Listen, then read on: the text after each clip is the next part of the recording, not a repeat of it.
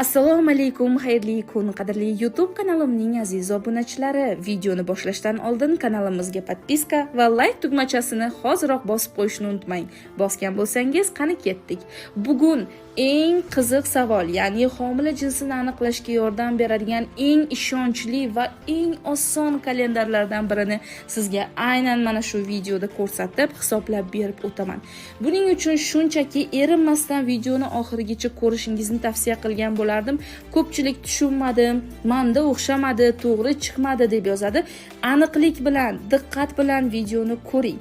Video davomida men bu kalendarni sizga berib ko'rsatib o'taman va shuningdek kommentariyada eng o'zining yaxshi va ko'p fikrlarni yozib qoldirgan, ko'p komment yozib boradigan obunachilarimni men kommentariyada bergan ma'lumotlari asosida homilasi jinsini aniqlashga yokida o'g'il oylarini aniqlashga yordam beraman. Iltimoslariga binoan eng yaxshilarini tanlab olib, ular uchun men maxsus videolar qilib YouTube kanalimda chiqaraman. Shuning uchun kuzatib boring, balki sizning kommentda bergan javoblaringiz videolarimizda chiqib qolishi mumkin.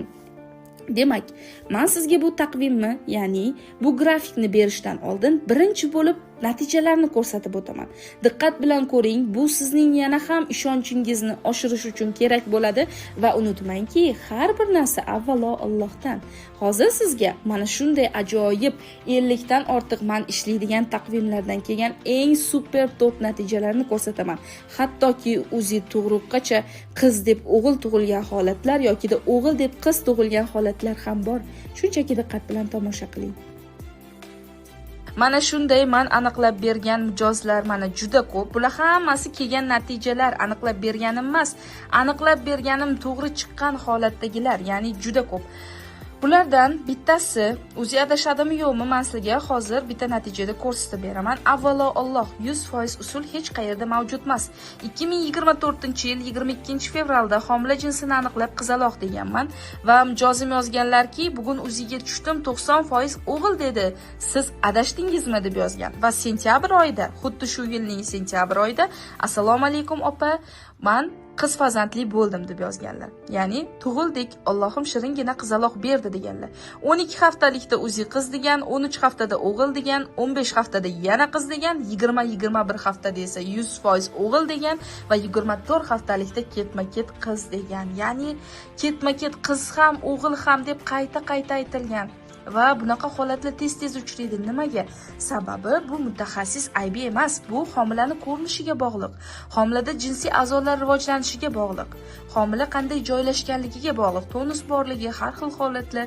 Ba'zan o'g'il homilalarda ko'rinmay qoladi jinsiy a'zochalari, hali to'liq tushmagan, shakllanmagan holatlari ham bo'ladi. Shuning uchun avvalo Alloh umidni uzish kerak emas. Mana biz mijozimiz bilan keyin Xudo xolisa, keyingi o'g'il farzandchaga, o'g'il homilaga biz plan qilganmiz, taqvim qilganmiz. Xudo xolisa bulardan yaxshi natijalar kutib qolamiz. Endi yana bir natijani ko'rsatib o'tishimiz mumkin. Qarang. Bu mijozimlarda ham biz jins aniqlaganmiz. Opa, kichkina qizimni hisoblab qiz degansiz, Alloh berdi deb tug'ib olganman, shiringina qizalog'im deb aytibdilar. Mana asalgina qizcha tug'ildi. Bunaqa natijalar juda ko'p uchraydi va yana bir mijozim, bular meni doimiy mijozim. Bularni singillarni ham homilasining jinsini aniqlaganmiz, o'zlarini ham 4-mi qizlarini aniqlab berganman va 3ta qizmida hozir sizlar bilan o'qib chiqamiz. Ilmingizga yana bir bor ishondim. 2-bolamni hisoblatishim. Rahmat, dunyo turguncha turing. 3ta qiz ekan. 3-qizlarni aniqlab berganman. 4-homilani o'g'il deb aniqlab berganman. Mana o'g'ilcha dunyoga kelgan. Bu 3ta qizdan keyin tug'ilgan o'g'il.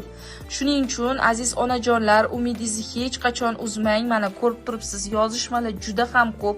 Men har bitta mijozimga alohida yozib chiqaman. Mana hozir ham yozishyapti menga. Shuning uchun bemalol murojaat qilishingiz mumkin agarda mutaxassis yordamida aniqlatishni istasangiz. Mana bularga juda ko'p tanishlarni ham homilasining jinsini aniqlab chiqqanmiz. Bunga o'xshagan natijalar juda ko'plab uchraydi. Mana bir yana o'g'il farzand dunyoga kelgan. Bularga ham homila jinsini mana aniqlab berganman. 83% o'g'il chiqqan ekan. Allohga shukr, yana bir o'g'il farzand dunyoga keldi. Yana bitta natijani erinmasdan sizlar bilan ko'rib chiqamiz. Menga ham 86% qiz degandingiz, qizlik bo'ldim, o'zinglar o'g'il degan, farzandim tug'ilguncha deganlar. 86% deb adashib yozibdilar, men 82% deganman. Mana chatda turibdi. 2024-yilgi natijalardan bittasi bo'lgan. O'zinglar Doppler hammasi o'g'il degan, 5 oylik qizim bor hozirda deb yozyaptilar. Bunaqa holatlar tez-tez uchrab turadi. Shuning uchun agarda o'g'il yoki qiz kutayotgan bo'lsangiz, ko'nglingizdagidek javob ola olmagan bo'lsangiz, bunaqa holatlarda tushkunlikka tushib qolmasligingizni aytib o'tgan bo'lardim. Bu mijozim qizaloqli bo'lganlar. Bularga homila jinsini aniqlab berganman va qizlik bo'ldim deb yozganlar. Mana dekabr oyida 2024-yil qizaloq deganman va oradan qancha vaqt o'tdi? 25-yil avgustda mana bu shiringina qizaloqning surati keldi. Hozirda biz bu mijozim bilan o'g'il farzandga taqdim qilib ishlab kelmoqdamiz. Xudo xolasa, yaxshi natijalar yuz beradi degan umiddamiz. Bu kalendar uchun onaning yoshi va oxirgi hayz sanasi kerak bo'ladi. Faqat onaning yoshiga diqqat bilan qaraymiz, chunki hisob-kitobda noto'g'ri olinadigan joylari bo'lishi mumkin. Diqqat qiling. Yana keyin menda noto'g'ri chiqdi, menga mos kelmadi, bir tiyinga qimmat ekan, nima qilasam bunaqa video qo'yib deb, bunaqa negativ gaplarni yozmang. Chunki men aytibman sizga avvalo Alloh bu juda ko'pchilikda to'g'ri chiqqanligi uchun sizga beryapman. Demak, onani aytaylik 97-yil 28-dekabrda tug'ilgan ona. Bu onani juda ko'pchilik hisob-kitobda yoshini necha olishini bilmay qoladi. Ya'ni 28-29 o'rtasida. Ona dekabr oyida bo'lganligi uchun, dekabr oyi oxirgi 28-kunlarga ilinganligi uchun ularni biz 28 yosh deb olamiz. Xuddi shunga o'xshab, ba'zi oylarda hisob-kitobda yosh boshqacharoq hisoblanadi. Ona 28 yosh va onani yoshidagi ikkita raqam, 2 va 8 raqamini qo'shamiz. Bizda necha raqam hosil bo'ldi? 10 raqami hosil bo'ldi. 10 raqamini olamiz va onada oxirgi hayz aytaylik iyul oyining 24-sidan boshlanib 28-sigacha hayz keldi. Demak, bu onada katta ehtimollilik bilan homiladorlik avgust oyida yuz bergan va 10 raqami bilan avgust oyida ikkalasini o'rtaga olib kelib birlashtirganimizda ko'k katakchaga kelib birlashsa, katta ehtimol bilan homila o'g'il. Agarda pushti katakchaga kelib birlashsa, katta ehtimol bilan homila qiz deb talqin qilinadi. Albatta, bu usul ham qiziqish uchun berilgan. Agarda siz mutaxassis yordamida homilangiz jinsini aniqlatishni istasangiz, kommentariyada berilgan lichka orqali mutaxassisga bog'lanishingiz mumkin.